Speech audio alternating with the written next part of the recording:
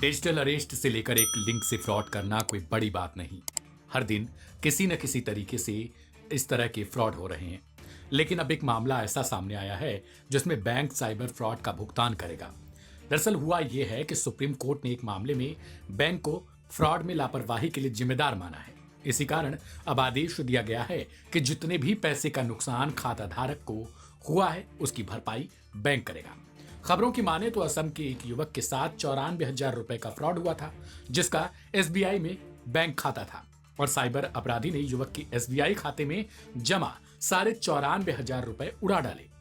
Economic times की एक report के मुताबिक 2021 में युवक ने फैशन ब्रांड लुइस फिलिप की वेबसाइट से 4,000 रुपए का एक ब्लेजर खरीदा था।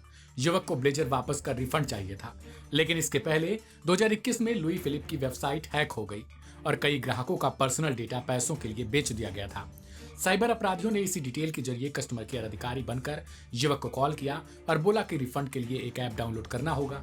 ऐप डाउनलोड होते ही अपराधियों को युवक के एसबीआई खाते का एक्सेस मिल गया और उन्होंने खाते में जमा 94,204 रुपए फेडरल बैंक के एक खाते में ट्रांसफर कर लिए।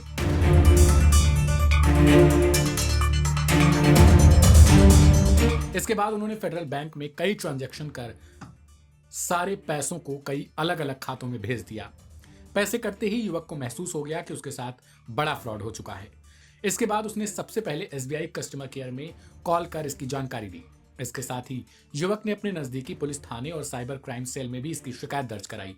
युवक को एसबीआई में शिकायत करने का कोई फायदा नहीं मिला, बल्कि बैंक के कर्मचारी पीड़ित को ही लापरवाह बताने लगे, जिसके बाद युवक ने आरबीआई बैंकिंग लोकपाल में बैंक के खिलाफ शिकायत दर्ज कराई, लेकिन यहां भी युवक को कोई राहत नहीं मिली। इसके बाद युवक ने बैंक के खिलाफ गुवाहाटी हाईकोर्ट में शिकायत दर्ज कराई। सुप्रीम कोर्ट ने कायम रखा हाईकोर्ट का फैसला। मामले की सुनवाई के बीच गुवाहाटी पुलिस ने उत्तर प्रदेश से अपराधी को गिरफ्तार किया जो फर्जी पहचान से वहां रह रहा था।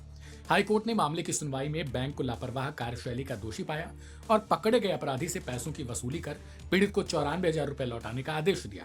हाईकोर्ट ने पाया कि पीड़ित ने फ्रॉड होने के कुछ ही देर बाद बैंक को इसकी जानकारी दी थी, लेकिन बैंक ने इस पर कोई ठोस कदम नहीं उठाया। इस आदेश के बाद एसबीआई ने हाईकोर्ट के आदेश को सुप्रीम कोर्ट में चुनौती दे दी, जहां सुप्रीम कोर्ट ने गुवाहाटी हाईकोर्ट के फैसले को बरकरार रखते हुए बैंक को आदेश जारी किया कि उन्हें पीड़ित को 94,000 रुपए लौटाने होंगे।